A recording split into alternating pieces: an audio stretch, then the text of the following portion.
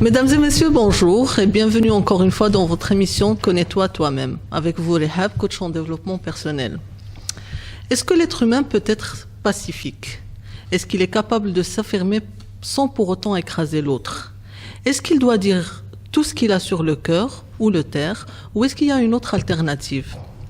Ce sont les questions auxquelles nous allons tenter de répondre aujourd'hui avec nos deux invités, Rihana et Husnia, que je remercie vivement d'avoir accepté mon invitation. Merci à toi. Merci à toi. Alors, pour commencer, j'aimerais que vous vous présentiez, comme ça on sait qui est Rihana et qui est Husnia. D'accord, Inch'Allah. Voilà, moi, je suis vraiment passionnée par la communication en général. Et puis un jour, j'ai rencontré, il y a à peu près 4 ans de cela, la communication non violente. Et je me suis rendu compte qu'en fait, la manière dont je faisais les choses, eh ben, il y a des personnes qui vont vraiment l'apprendre. Il y a une technique, il y a des choses bien spécifiques. Donc à ce moment-là, je me suis décidée de me former en communication non violente. Aujourd'hui, je suis thérapeute, je suis formatrice en communication non violente. Et j'ai créé aussi une association qui s'appelle l'Arbre Veillant. Et l'objectif, c'est vraiment promouvoir une meilleure communication entre êtres humains. Et c'est vraiment la phrase que tu as dit, c'est est-ce qu'on peut dire tout ou bien comment est-ce qu'on peut le dire. La communication non violente nous amène qu'on peut dire tout et en restant centré sur soi. Tout à fait. Voilà. D'accord, très bien. Et Husnia? Alors, moi, je suis administratrice de la SBL Khairia Belgica, donc une académie des sciences islamiques. Et donc, en fait, dans cette académie-là, il y a aussi les cours d'arabe pour les enfants. Et en fait, suite à la formation que j'ai suivie avec Rihana, donc pendant plus ou moins 2 ans, on a appris pas mal de choses par rapport à la communication non violente et par rapport à la médiation, gestion des conflits. Et comme Rihana, elle avait eu aussi l'occasion de venir faire des ateliers avec les professeurs pour savoir un petit peu justement, on a instauré le système de sanctions à la place de punition. D'accord, on va en parler plus en détail tout à l'heure. Oui, Inch'Allah. Alors Rihana, commençons par le commencement. Et c'est quoi la communication non violente? Alors, la communication non violente, il y a dans le mot... donc, communication non violente. Souvent, les gens me disent, oui, mais moi, je ne suis pas violente, donc je n'ai pas besoin. Mais en fait, un mot peut changer complètement l'objectif, même mon intention dans la phrase. De dire à quelqu'un, tu m'énerves, c'est je l'accuse lui, c'est toi qui m'énerve. Et la communication non violente nous amène à prendre la responsabilité de ce qu'on ressent. Donc, je suis énervée. Donc, la responsabilité est chez moi. Donc, je peux voir que j'ai le pouvoir de changer les choses puisque c'est moi. Je ne vais pas aller changer l'autre. Là où il y a de la violence, c'est quand je vais me focaliser sur l'autre et vouloir changer l'autre. Donc, c'est vraiment le terme de la non-violence. Et tout part à partir de moi. Je reste centrée sur moi et je vois quel est moi mon pouvoir, comment je peux changer en fait ma perception sur la situation. La communication non violente, c'est vraiment nous amener à parler de nous afin de nous rendre la vie plus belle. C'est vraiment, on se concentre sur ce qu'on veut plutôt sur ce qu'on ne veut pas. C'est ce qu'on a l'habitude de faire. On dit aux enfants même, ne cours pas. Mais en fait, quand je dis à un enfant ne cours pas, qu'est-ce que je veux? Qu'il marche. Qu'il marche. Oui, donc, je vais aller formuler en disant, marche s'il te plaît. D'accord. Voilà. Okay. Ou de dire la femme, par exemple, qui va dire à son mari, t'es jamais là, mais ça lui dit pas qu'est-ce qu'elle veut finalement. Qu'est-ce que je veux, c'est est-ce que tu es d'accord de rester cette soirée avec nous? Ça me rappelle un principe justement de la communication qui est le message « je ». Donc, oui, au lieu de dire à l'autre tu, on change de langage et ça change. En fait, on n'agresse pas forcément. Enfin, c'est quand tu dis tu agresses l'autre. Et puis, si j'ai tort, c'est forcément que l'autre si j'ai raison, c'est que forcément. Oui. Voilà. Et donc, c'est changer ça, c'est ça. Tout à fait. La communication non violente, c'est vraiment sortir de la pensée binaire. C'est j'ai tort, t'as raison, punition, récompense, le bien, le mal. C'est de mettre beaucoup plus de douceur dans tout ça et de voir que je vais parler en jeu, effectivement. Je prends la responsabilité et ce que je vis est ma perception de la situation. L'autre n'est que le stimulus. D'accord. Et en fonction des personnes, une personne qui me dit une phrase ou une autre personne qui me dit la même phrase, je ne vais pas réagir de la même manière. Donc, la responsabilité est bien chez moi. Elle est très importante, cette notion de responsabilité, justement. Et la communication non violente, c'est quoi? C'est une philosophie, c'est une thérapie. Il y a des gens qui peuvent venir vous voir, oui, je veux apprendre les techniques. Comment ça se passe en fait? Comment ça se passe? D'abord, il y a, si je peux me permettre, oui. Il y a le livre de Marshall Rosenberg, c'est vraiment le premier pas. Les mots sont des fenêtres ou des murs, c'est ça? C'est ça, les mots sont... Ça me parle déjà. Oui. Alors, est-ce qu'on laisse passer les choses ou les choses se coincent? Qu'est-ce que je pourrais dire? La communication non violente, c'est vraiment un processus pour communiquer avec quelqu'un. Dans un premier temps, pour l'apprendre, d'abord, il y a une technique derrière. Il y a les 4 étapes de la CNV qui est très important. Par la suite, la CNV devient un savoir-être. Et pour moi, aujourd'hui, je perçois la CNV comme une philosophie de vie. C'est vraiment ça, une philosophie de vie, un savoir-être. Et ce qui est très important, je mets en place des journées de formation. La pratiquer, essai, erreur, comprendre le processus, c'est important d'aller faire des formations. D'accord. Lire le livre ne suffit pas pour moi. Parce que avoir interaction, vraiment donner de l'empathie, comprendre ce que je vis et le faire vraiment en formation, puisqu'en formation, c'est vraiment la mise en pratique de l'outil. D'accord. Et Marshall disait une chose, que la CNV, certes, c'est un processus pour communiquer, c'est un outil. Et il disait qu'il n'a rien inventé. Il y a vraiment cette humilité aussi de dire, je n'ai rien inventé, j'ai modélisé quelque chose qui existe naturellement chez pas mal d'êtres humains. D'accord. Je rappelle juste que Marshall, c'est l'initiateur, on va dire, ou le créateur de la communication non violente. Oui, d'accord. C'est ça.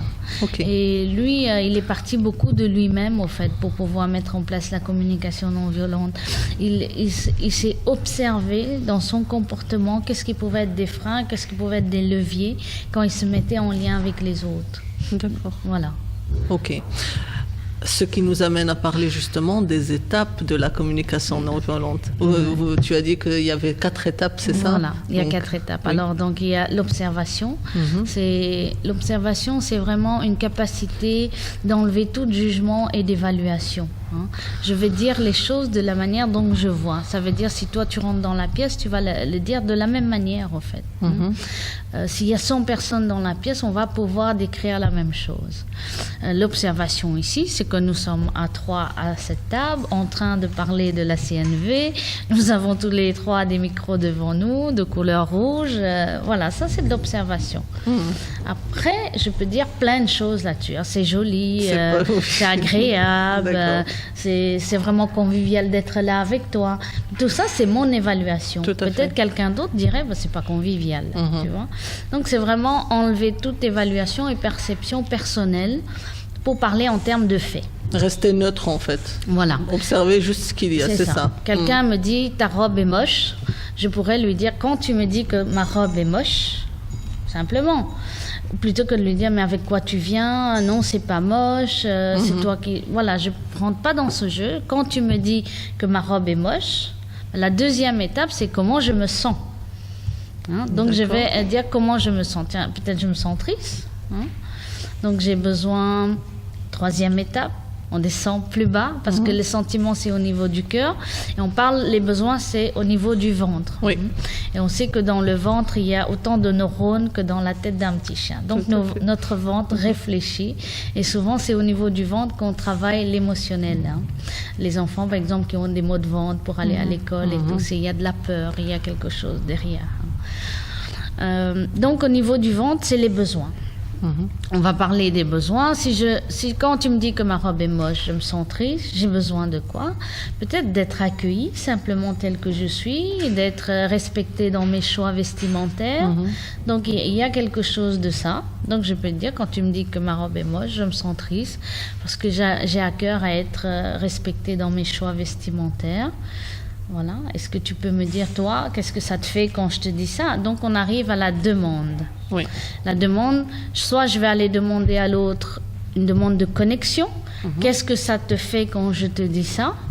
Ouais, une demande d'action aussi. Ça peut être aussi, est-ce que tu serais d'accord de... Donc une demande d'action.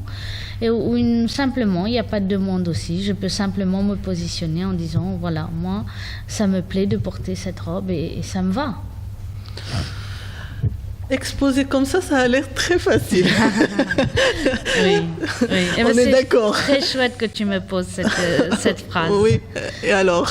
C'est très chouette que tu me poses cette phrase parce qu'il y a une anecdote comme ça de Marshall Rosenberg. Et il y a un monsieur qui disait à Marshall, on n'a jamais eu un orateur aussi égotique dans l'ego que toi. Hein? Et Marshall, qu'est-ce qu'il a essayé de faire? C'est de comprendre, en fait, qu'est-ce qu'il veut me dire. Et il me dit que je suis arrogant, en fait. Hein? Et le monsieur, il lui a répondu, oui, c'est que tu viens avec ta CNV là et tu nous expliques... comme si c'est facile, en fait. Et ce monsieur était fâché.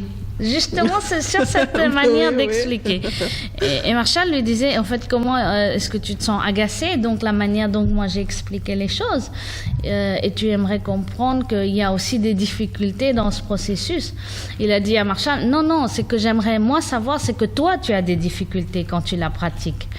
Alors, Marshall lui a répondu encore en CNV, en lui disant, en fait, ce que tu aimerais que moi je te dise, c'est que quand je la pratique, que moi aussi, je suis consciente que dans le processus, on peut rencontrer des difficultés.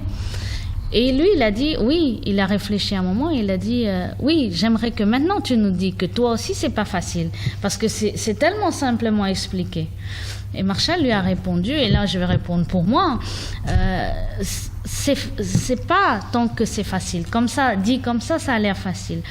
Ce qui est important dans la CNV, c'est la connexion constante à soi. Avec soi. Ça veut dire des difficultés, oui, j'en ai. Mais je suis vraiment consciente quand j'en ai des difficultés. Quand c'est juste pas possible pour moi. Et là, on parle de la disponibilité intérieure. Il y a des fois, je suis pas dans le lien. Il y a des fois, c'est juste pas possible pour moi de rester en connexion avec l'autre. Mon corps le sait. Donc, l'effet que mon corps le sait, je peux me positionner en disant la manière dont tu me parles maintenant là ne me permet pas de rester en lien avec toi. Et peut-être j'ai pas envie de rester en lien avec toi.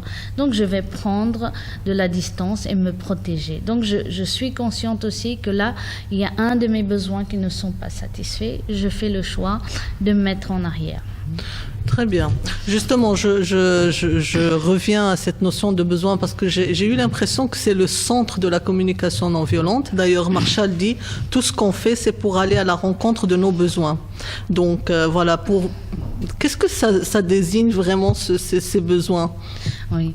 Et d'ailleurs, ce que j'ai envie de dire, on pourrait dire la CNV, mais moi, ce que je dis aussi, c'est la langue des besoins. C'est vraiment communiquer en langue des besoins.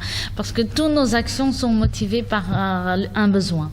Sauf que nous n'avons pas appris à nous connecter à nos besoins. Depuis l'enfance, on nous a appris à faire les choses à l'extérieur, pour l'autre, pour ceci, pour papa, pour maman. Oui. D'ailleurs, quand j'accompagne les enfants qui sont en difficulté scolaire, la première question que je leur pose, c'est pourquoi tu vas à l'école? Qu'est-ce qui fait que tu vas à l'école? Je vais à l'école pour papa et maman. Donc c'est vraiment, on voit qu'on fait les choses à l'extérieur de nous. La CNV nous ramène à qu'est-ce qui m'a motivé quand j'ai fait ça ou quand j'ai dit ça. Donc je me connecte à un besoin et on pourrait même chercher les besoins de Mère Teresa quand elle a fait le choix d'aller en Afrique et de soigner les lépreux. C'est un besoin chez elle. On ne peut pas dire qu'elle était tournée à 100% vers l'autre. Nous ne sommes pas ainsi. Nous faisons les choses d'abord pour nous et ça contribue au bien-être de l'autre. On pourrait dire, c'est l'impact qui suit. C'est on fait les choses pour nous, ben ça a des conséquences sur l'autre, positives ou négatives. Oui, et ça permet aussi en fait de changer notre regard sur l'autre. Tu vois, si quelqu'un me dit quelque chose de contraire à la réalité, j'ai deux choix. Soit je vais le dire c'est un menteur, ou soit je vais dire que derrière ce mensonge, il nourrit un besoin. Peut-être un besoin de se préserver, un besoin de rester aimable, de garder le lien avec moi. Donc je vois que derrière la stratégie maladroite finalement que la personne a fait le choix d'utiliser, il y a des besoins précieux. Et c'est aussi mes besoins. Moi aussi j'ai un besoin de connexion, de garder le lien. Donc le besoin est universel. Nous n'avons pas tous les mêmes besoins au même moment. On a tous les mêmes besoins, mais pas nécessairement au même moment. Voilà. Oui. On a tous les mêmes besoins, pas nécessairement au même moment. Peut-être maintenant, tu pourrais me dire, tiens, j'ai un besoin de repos. Et moi, je dirais, certes, j'ai des besoins de repos, mais pas là Mais dans pas. l'instant présent. Alors, le besoin n'est pas lié à une personne. Hein. Je ne peux pas dire, j'ai besoin que tu m'aides. Non, j'ai besoin d'aide. Donc, ça me laisse que je peux me détacher au fait de l'autre et de voir que si j'ai besoin d'aide, ça peut être toi, ça peut être Ousnia, ça peut être quelqu'un d'autre, ça peut être encore et encore plein de personnes. Mais le besoin est chez moi. Donc, c'est ma responsabilité. J'ai besoin de repos. Je suis dans le salon, par exemple. Il y a 3-4 personnes, il y a mes enfants. Si j'ai besoin de repos, soit je peux passer mon temps à crier à mes enfants, leur dire silence, silence, taisez-vous, j'ai besoin de repos, ou je peux décider de prendre soin de mon besoin de repos. Donc c'est à moi de quitter la PS. Évidemment. Voilà. Et d'ailleurs, mes enfants sont assez subtils pour me dire c'est qui a besoin. C'est le besoin est chez qui, donc c'est moi. Si c'est moi qui a besoin de repos, c'est à moi de partir. J'ai besoin de silence, c'est à moi de nourrir mon besoin de silence. Je ne vais pas imposer à les autres d'être en silence parce que moi j'ai besoin de silence. Donc il faut respecter et ses besoins et les besoins des autres en même temps. Voilà. Oui. Si moi j'ai un besoin de silence, peut-être que mes enfants ont besoin d'amusement, de légèreté, de simplicité. Donc de quel droit est-ce que je vais aller imposer quelque chose à quelqu'un? Sauf je peux aussi faire le choix de l'exprimer. Si j'ai pas d'autres pièces pour nourrir ce besoin de silence, je peux à ce moment-là aller négocier au fait avec l'autre dans la demande. D'accord, ok. Et justement, cette notion de besoin, de nos jours, on voit la société où nous vivons, elle nous crée des faux besoins, on va dire.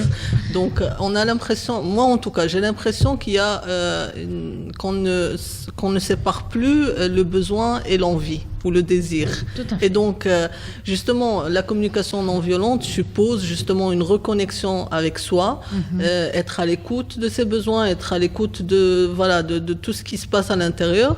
Mais comment peut-on vraiment savoir c'est quoi ce besoin? Comment aller vraiment le chercher et dire c'est vraiment un besoin et c'est pas un désir ou c'est pas un caprice ou je ne sais pas quoi en fait. Ok. Quand on fait les formations, on clarifie fort qu'est-ce que c'est que la notion de besoin. Comme je disais, je n'ai pas besoin d'une veste en cuir. Ça c'est le matériel. Le besoin n'est pas matériel. J'ai pas besoin d'une télé à la maison. À quoi va servir si j'ai une télé à ma maison? Je désire, peut-être je rêve, un grand écran à ma maison. Ça c'est le désir, le rêve. Si j'ai cette télé, à quoi ça va me servir? Qu'est-ce que ça va me nourrir comme besoin chez moi? Peut-être d'amusement, d'information, de connexion aussi avec le monde. Donc je peux voir que la télé n'est que la stratégie pour nourrir des besoins. D'accord. C'est vraiment apprendre, et ça se passe aussi par des formations, ça se passe aussi par de la pratique, apprendre à différencier la stratégie du besoin. Envie. Bon, je rêve que, moi personnellement, je le dis, je rêve que mon mari prend 1 heure de sa journée et écoute ce que je lui raconte de tout ce que moi j'ai fait. Hein, je pourrais rêver ça, de dire tiens, le soir on pourrait prendre un café pendant 1 heure, juste de l'écoute. Oui. Ça c'est le rêve. Oui, c'est tout à fait. C'est tout à fait légitime en plus. C'est légitime. Oui. Dedans, c'est mon désir, mes attentes, et l'attente, bien sûr, ce sera que lui m'écoute, parce que c'est lui que j'ai choisi. Oui. C'est lui que j'ai épousé. Donc, est-ce que je pourrais, par rapport à cette attente, ce désir, je pourrais devenir à un moment donné violente si je ne reçois pas ça? Et je pourrais dire, mais quel est mon besoin? Peut-être besoin de connexion, de qualité de lien, peut-être besoin de partage. Et puis à un moment donné, je peux me dire, ok, ça c'est pas satisfait. Bon, peut-être le 1 heure, c'est le désir, tu vois. Mais je pourrais peut-être faire des demandes plus claires en disant, est-ce que tu es d'accord qu'on passe 10 minutes ensemble, qu'on partage notre journée? Donc ça peut être plus faisable pour lui que moi de rester, que ça doit être 1 heure, que ça doit être avec un thé, que ça doit être au salon, tu vois. Ça c'est différencier tout ça. Donc c'est avec la formation, avec les techniques qu'on apprend qu'on va se recentrer sur... Une forme de pratique. D'ailleurs, hier, j'étais en formation. Oui, c'était hier, je pense. Je me trompe pas, au lundi. Non, c'était lundi. C'était lundi, voilà, avant hier. Et dans une conversation comme ça, tout à fait banale, à un moment donné, quand on est revenu, pourtant on était à table, et j'ai dit à chaque personne, cherchez les besoins en fait derrière vos paroles. Et puis ça a été vraiment un travail qui nous a pris presque 1 heure, parce que les gens disaient mais non, moi j'ai juste dit cette phrase, c'est rien. Hein. Et non, c'est pas juste cette phrase. Derrière la phrase, il y a des besoins. Et c'est comme ça qu'on peut voir que tout d'un coup les conversations peuvent chauffer. Hein, parce que c'est ce qui se passait à ce moment-là. Même si toutes ces personnes, on était en formation de CNV, on était dans la bienveillance et chacune essayait de comprendre l'autre. Et à un moment donné, moi j'étais juste à table avec eux et j'ai dit, là on est dans ces pensées binaires. Hein, même qu'on le veuille ou on ne le veut pas, c'est le tort-raison. Oui. Donc, mais derrière l'affirmation de mes pensées, comment est-ce que je cherche à nourrir un besoin? Quel besoin? Donc on a pu travailler ça et aller chercher. En fait, il faut creuser le besoin. Et je pense que si on arrive justement à trouver ces besoins, ça ira. Enfin, ça va nous permettre déjà de mieux nous connaître et puis de les respecter justement et de ne pas aussi piétiner les besoins de l'autre, si on peut dire ça comme ça. Et surtout ne pas rendre responsable les faits que nos besoins ne sont pas satisfaits, rendre responsable de l'autre ou nous culpabiliser. Oui. Tu vois, on pourrait se culpabiliser aussi. Tout à fait. Husnia, Rihana a parlé tout à l'heure de justement on n'apprend pas à nos enfants quels sont leurs vrais besoins. C'est ça, c'est ça, Rihana, oui. Et donc toi, tu travailles avec les enfants dans les classes, c'est surtout les classes d'arabe. Oui. Et donc, est-ce que tu peux nous expliquer comment vous instaurez cette communication non violente dans les classes? Comment ça se passe en fait? Par exemple, quand il y a le cas d'une petite dispute entre camarades et que là, le professeur m'appelle, donc je vais en fait chercher les enfants concernés par cette dispute. Ils peuvent être à 2, 3, 4, 5. Mais là, je prends 10 minutes de leur temps, donc du cours, et je les ramène dans mon bureau et puis je leur pose tout simplement la question, qu'est-ce qui s'est passé ? Et c'est vrai que j'ai remarqué la différence quand on dit à un enfant pourquoi tu as fait ça. Il y a plus de la communication, elle est fermée. Oui. Là, parce que c'est justement, ils se sentent directement accusés. Parce que tu l'accuses, voilà, directement. Et là, c'est vrai qu'à travers la communication non violente, c'est ce que vraiment j'ai appris et je l'ai pratiqué avec eux. Et c'est vrai que quand j'amène l'enfant, même des fois où le jugement, souvent que ce soit des professeurs ou même des autres camarades, en disant ouais, celui-là il est méchant, etc. Le fait de lui poser la question, qu'est-ce qui s'est passé? Explique-moi ce qui s'est passé. Il va me l'expliquer naturellement. Parce que là déjà il se sent pas accusé déjà. Je lui dis moi je n'étais pas présente, je n'ai rien vu avec mes yeux. Donc le cas de l'observation, c'est vraiment ça.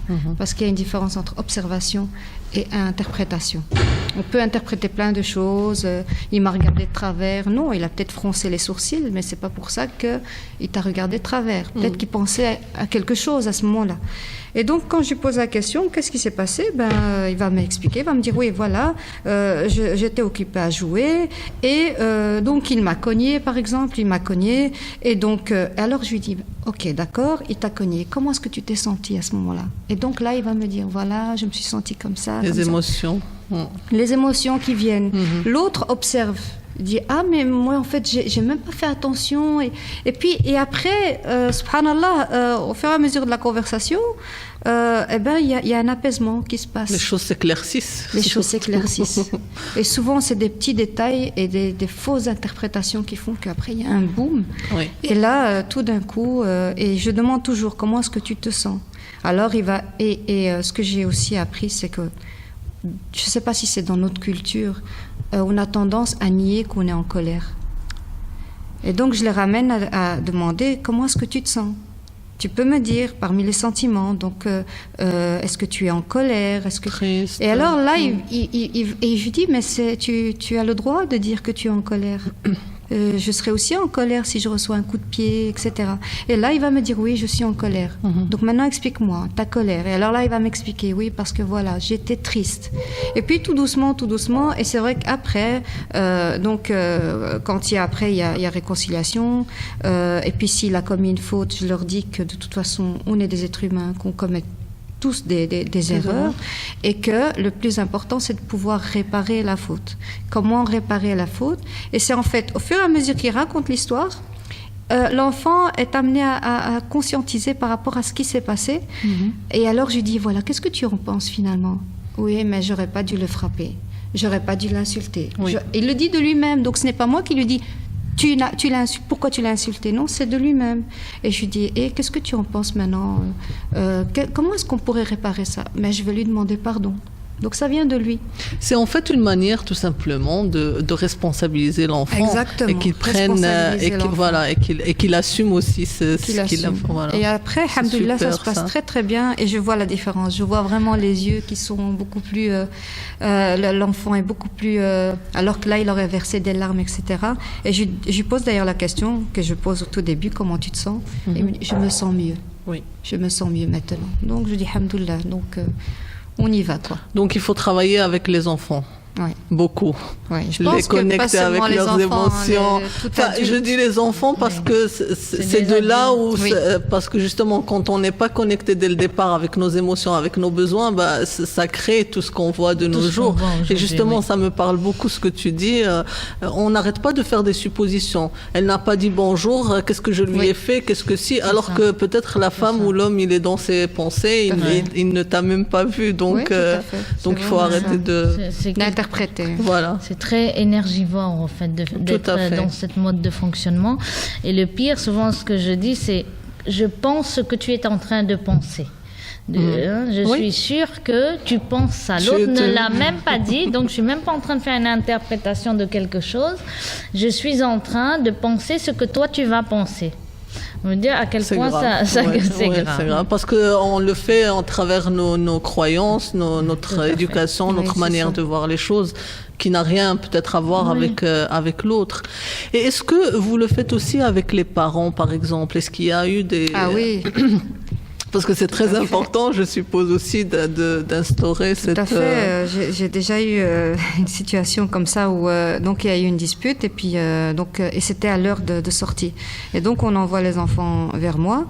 Et puis donc celui qui avait frappé l'autre est venu chez moi et puis j'essaie de faire la même chose, donc de discuter. Raconte-moi qu'est-ce qui s'est passé. Et son père arrive, il lui donne une chiffre, mais comme ça devant moi, devant ses autres camarades. Et puis je l'ai regardé, je lui dis mais... Et puis je dis mais enfin là, j'étais en train de discuter avec votre enfant et puis il me dit ouais parce qu'il fait beaucoup de bêtises et il frappe et on m'a dit qu'il avait frappé l'autre. Je dis mais qu'est-ce que vous venez de faire maintenant? Et puis il me dit oh oui c'est vrai. Je dis vous lui dites de pas frapper mais vous le faites. Et alors du coup il m'a dit oui mais j'ai le sang chaud, il faut m'excuser. Je dis écoutez, voilà, j'étais en train de travailler là. Je lui ai dit vous avez cassé mon travail là. Je lui ai dit d'un coup et puis il s'est excusé. Il m'a dit oui j'ai le sang chaud etc. Je dis mais c'est juste expliquer les choses. Je dis parce que lui il faut savoir ce qu'il y a derrière. Le fait qu'il l'a frappé, on ne sait pas ce qui s'est passé avant. Donc la première réaction c'est le frapper. Oui mais qu'est-ce qui s'est passé avant? S'il a donné un coup de pied à l'autre, c'est peut-être qu'il était en colère, il a reçu peut-être un coup de pied lui aussi, ou peut-être qu'il s'est fait insulter, ça lui a fait mal, on ne sait pas. Donc comme ça directement, tu peux pas frapper mais je te frappe.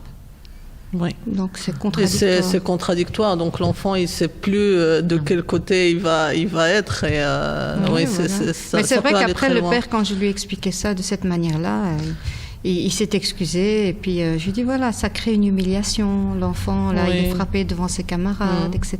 Donc, mais bon, il y a encore du travail. Vous faites des ateliers justement pour les parents, par exemple Moi, je donne des formations en relation parents-enfants. Oui. Et malheureusement, jusqu'à maintenant, j'ai plus de mamans qui s'inscrivent que des papas. Je trouve ça un peu dommage. Voilà. Oui, je fais des ateliers relations maman-enfant. Et l'année prochaine, Inch'Allah, l'année scolaire, j'ai envie de donner une formation de CNV avec les enfants et la maman, ensemble. Oui. À partir de 12 ans jusqu'à 16 ans. venir faire une formation avec son enfant pendant 2 jours. Oui, mais c'est très important parce que maintenant, on commence à prendre conscience, justement. Moi, je le vois, je travaille beaucoup avec les mamans et donc il y a beaucoup d'ignorance par rapport à la relation qu'on doit entretenir. On a encore ces clichés d'éducation classique. L'enfant doit être ci, pas ça. Tu dois. Et donc maintenant, on n'est plus dans cette terre-là, si j'ose dire ça comme ça. Il y a autre chose. Il faut explorer d'autres terrains. Et donc, d'où l'intérêt justement de faire ces ateliers, de travailler avec les parents, les enfants aussi. Ce qui est important, ce que je donne aussi comme atelier ou quand je fais de l'accompagnement individuel, c'est vraiment prendre soin aussi de l'enfant intérieur qui était la maman. Des parents, oui. Voilà, c'est vraiment des parents ou du papa ou de la maman. C'est vraiment aller prendre conscience quelle éducation que moi j'ai reçue, qu'est-ce que ça m'a fait. Et l'idée, c'est pas de culpabiliser les parents que j'ai eus, mais c'est de dire que mes parents ont fait avec leurs moyens. Mais moi, aujourd'hui, j'ai envie de faire autrement. C'est donc d'aller reconnaître. Il y a souvent des personnes qui disent, si je reconnais que mes parents m'ont frappé, m'ont maltraité, c'est comme c'est pas bien dans l'islam, tu vois. Mais en même temps, je souffre de ça. Donc, c'est un paradoxe. Moi, j'ai dit, le valider ne veut pas dire culpabiliser l'autre. C'est simplement de dire, OK, j'ai reçu ça, et à partir du point où je peux valider, je peux aussi pardonner. Tout à fait. Mais quand je ne valide pas qu'effectivement on m'a crié dessus, on m'a frappé, on m'a humilié, ça reste. Et le plus grave, c'est que même un jour, quand la personne est décédée, on emploie encore les mots « oui, mais moi, ma mère m'a fait ça, mon père m'a fait ça ». Alors pour moi, l'intérêt, c'est vraiment d'aller se connecter. Effectivement, j'ai eu ces papas, ces mamans blessés par leur éducation. Ils m'ont éduqué de leur manière et à partir de là, moi, je peux m'apaiser pour ne pas reproduire justement. La même chose. Parce que ce que Ousnia disait, c'est le papa qui frappe. En réalité, qu'est-ce qu'il transmet comme message à cet enfant? C'est quand tu frappes quelqu'un, essaye de ne pas te faire prendre parce que sinon tu vas être frappé à ton tour. Deuxième chose, si tu es pris, dis bien non que tu n'as pas frappé parce que sinon tu vas en recevoir. Donc je suis en train d'éduquer d'une manière qu'en réalité je ne le souhaite pas. Voilà. Ou c'est comme les parents qui disent ne dis pas de gros mots, mais aux premières occasions en voiture, le papa sort le plus gros mot. Ça inscrit dans la tête de l'enfant, ok, on n'a pas le droit de dire des gros mots, mais en voiture on peut le dire. On peut le dire. Donc alors ça commence à s'insulter à l'arrière de la voiture, parce qu'en voiture on peut le faire. C'est vraiment de dire être l'exemple, parce que le premier mode d'apprentissage de l'enfant c'est le mimétisme. Donc on apprend que parce qu'on imite nos parents. D'ailleurs, la petite fille qui va chercher le balai, le petit garçon qui essaye de faire comme papa. Donc, c'est très important que nous soyons l'exemple. En fait. Et tu as dit une chose qui est un mot que j'adore, moi, personnellement, c'est la bienveillance. En fait, faire les choses dans la bienveillance, justement. Donc, et moi, je dis toujours, les parents, ils veulent bien faire. Quand tu vois tous les parents, même si la manière n'est pas ça, mais l'intention, elle est là. Ils veulent que leurs enfants soient bien, ils veulent que leurs enfants aient de bonnes notes, soient bien éduqués, soient si.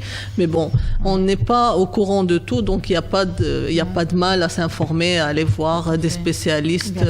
Justement, qui peut aller faire la communication non violente et comment on peut? Est-ce que moi, par exemple, je vois que je suis pas, que j'insulte, comment ça se passe? Alors, qui peut faire de la communication non violente? J'ai envie de dire tout le monde. Tous les êtres humains qui ont envie de contribuer à leur propre bien-être. Alors, si j'ai l'élan de contribuer à mon propre bien-être, peu importe qu'on m'a taxé de violente, on m'a taxé de quelqu'un qui crie, si j'ai envie de communiquer de manière à ce que je puisse être entendue par toutes les personnes qui m'entourent, je fais de la CNV. D'accord. Tout simplement. Que ce soit maman, papa, enfant, chef d'entreprise, médecin. D'ailleurs, on donne des formations à Bruckmann en CNV. Moi, je donne des formations dans les écoles, où il y a des programmes qui sont mis en place dans des écoles qui le demandent. D'accord. Je donne des journées pédagogie. Je donne aussi des formations à l'étranger. Dernièrement, je suis partie à Dakar où j'ai donné des formations, 5 journées de formation en CNV pour des professeurs qui s'occupent d'enfants handicapés. D'accord. Et on m'a fait une demande d'aller donner une formation à Beyrouth où c'est une université qui promouvoir la paix dans le monde arabe de ce côté-là. Donc tout le monde, mais vraiment tout le monde. En fait, c'est le moyen pour créer le pont entre les êtres. En fait, j'ai l'impression que c'est vraiment la phrase communication non violente qui fait, je veux dire, qui fait défaut. Le problème, c'est que les gens entendent ça comme si c'était une formation que pour les personnes voilà, c'est pour ça que je violentes. demande. Oui. D'ailleurs, oui, pourquoi je me suis rendu compte, moi je faisais des cours de néerlandais et il y avait, et ça se passait très bien en classe, etc. Donc on sait bien que dans une classe, il y a toujours des étudiants qui sont un peu plus nerveux que d'autres et tout ça. Moi, ça se passait très très bien avec la prof. Et puis, au moment donc, de terminer le module avec elle, elle me dit, et souvent, j'étais amenée à être absente. Et je lui disais, parce que je suis la formation justement chez Rehana, communication non violente. Et je lui apportais donc la preuve, parce qu'on ne peut pas s'absenter à ces cours-là. Et puis, à la fin du module, elle me pose la question. Elle me dit, je pourrais vous poser une question indiscrète? Je lui dis oui. Elle me dit, parce que je vous sens tellement calme, zen, etc. Je sens vraiment des ondes positives et je voudrais savoir pourquoi est-ce que vous faites cette formation-là? Je suis violente. Je lui dis, mais je dis, ça fait partie du développement personnel. Oui, bien sûr. Tout simplement, communication non violente ne veut pas dire nécessairement que c'est une formation pour les personnes violentes, non.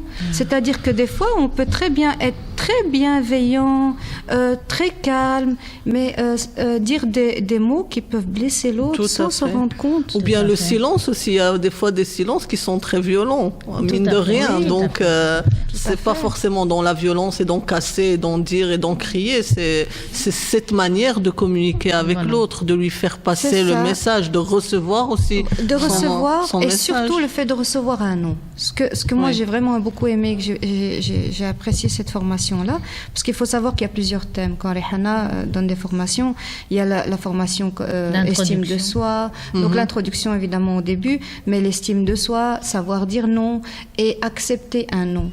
Oui. Et en fait, on s'est rendu compte que quand on discute, souvent, par exemple, je vais demander à mon ami, oui, voilà, donc, est-ce que tu pourrais venir m'aider chez moi tel jour? Mais quand je fais cette demande-là, moi, dans ma tête, je dois m'attendre à un non. Bien sûr. Tout simplement, en me disant, bah oui, c'est oui ou non. Mais si c'est un non, ok. Mais si je m'attends absolument à ce qu'elle dise oui, donc là, à ce moment-là, ce n'est plus une demande, c'est une exigence. Donc du coup, la personne, si elle me dit non, ça va pas être possible, je vais être frustrée, je vais être fâchée contre elle. Et là, en fait, la demande, elle vient de chez moi. Donc c'est comment est-ce que je m'attends à avoir un oui ou un non? Ou un non. Oui. Et c'est ça, en fait, par rapport à la demande. Déjà, la demande claire. Ça aussi, c'est des formations aussi qu'on apprend. À ce que ce soit bien clair. Ça aussi, et puis le fait, la différence entre une demande et une exigence. Ça, on ne se rend pas compte, mais c'est énorme. Tu me rappelles l'exemple de la femme qui a chaud, par exemple, et qui veut ouvrir la fenêtre, mais qui n'a pas envie d'ouvrir. Ah, comment il fait chaud! Et elle s'attend à ce que son mari ouvre la fenêtre. Voilà, et lui, il n'ouvre pas la fenêtre parce qu'il n'a pas percuté le message. Exactement. Et donc, ça crée... Tout à fait. Voilà, c'est exactement ça. Et juste pour répondre par rapport à qu'est-ce qui fait que ça s'appelle la communication non violente, je vais juste lire, Marshall dit, ce que j'appelle la communication non violente, c'est ce que l'on retrouve parfois sous le nom de communication créative ou communication bienveillante ou communication empathique. C'est vraiment de l'écoute. Il a fait le choix d'utiliser le terme de la non-violence au sens où l'entendait Gandhi. C'est vraiment pour désigner notre état naturel de bienveillance lorsqu'il ne reste plus en nous la moindre trace de violence. Alors qu'est-ce que c'est que cette violence? Il arrive souvent que nos paroles soient source de souffrance pour autrui ou pour nous-mêmes. Et quand nos paroles sont source de souffrance, c'est qu'il y a une violence. Il faut qu'il y ait de la violence pour qu'il y ait de la souffrance. Oui. Donc je souffre de la violence et de mes mots et des mots que j'envoie sur l'autre. Et donc c'est vraiment ce terme de Ahimsa qui est la non-violence au sens où l'entendait Gandhi, en fait. D'accord. Donc, mais sinon, c'est une communication bienveillante, empathique, C'est créative. J'aime beaucoup le mot créatif parce que justement, il faut aller chercher. Tout à fait. Et la base même aussi, c'est vraiment quand j'entends quelqu'un me dire quelque chose, j'ai 4 choix. Si quelqu'un me dit tu n'es bon à rien. Ok, c'est une phrase qui peut me faire réagir. Donc, tu n'es bon à rien, je peux me dire, effectivement, je suis bon à rien, je vais me mettre dans un état où je vais m'enfondre sur mon sort, je vais me faire encore plus petit, ça c'est un choix que je peux avoir. Ou soit, je peux répondre à l'autre en lui disant, mais non, c'est de ta faute si je suis bon à rien, c'est parce que toi. Ou je peux dire, tiens, quand j'entends cette phrase, là je peux me donner de l'auto-empathie, retour vers moi. Quand j'entends quelqu'un me dire que je suis bon à rien, qu'est-ce que ça me fait? Donc je ne suis pas obligée d'aller encore l'exprimer, de me dire, tiens, je suis triste parce que je mets quand même de l'énergie dans cette relation, je fais quand même de mon mieux. Donc j'ai un besoin de reconnaissance de tout ce que je fais. Ça c'est chez moi. Alors je peux faire une demande claire, mais sans intention que l'autre va l'entendre ou pas, mais je suis consciente de ce que moi je vis. Ou je suis vraiment OK avec cette phrase, je ne perçois pas comme stimulus chez moi, ça ne réveille pas, je peux entendre que derrière la phrase « tu n'es bon à rien », que c'est l'autre qui est en souffrance. Et je peux aller donner de l'empathie alors à l'autre. Qu'est-ce que je peux lui dire? Quand tu me dis que je ne suis bon à rien, est-ce que tu as besoin plus de soutien? Est-ce que tu te sens énervé et tu as besoin plus de soutien ou tu as besoin d'efficacité? Où tu as besoin de pouvoir compter dans la relation. Donc, je donne de l'empathie à l'autre. Et ça, c'est génial, ça. Si on arrive à ça, c'est le maximum de cette reconnexion avec soi, on va dire. L'important, c'est aussi vraiment, la CNV, c'est vraiment être connecté à mes besoins. D'accord. Voilà. Et Marshall disait, il y a 2 manières de communiquer, c'est être girafe, être chacal. Oui, ça... c'est une autre histoire. C'est une autre histoire, on aura peut-être l'occasion d'en parler. Alors, la CNV, finalement, est une philosophie, un guide, qui va nous permettre de grandir, de s'élever et de vivre en harmonie. Et je vais finir avec cette citation, je ne connais pas l'auteur, c'est « Je prends conscience que c'est moi qui ai le pouvoir sur mes humeurs, les autres n'y sont pour rien, ils ne sont pas responsables de ce qui m'arrive. » Voilà, je vous remercie infiniment d'avoir accepté l'invitation et je vous dis à très vite. Inch'Allah. Inch'Allah.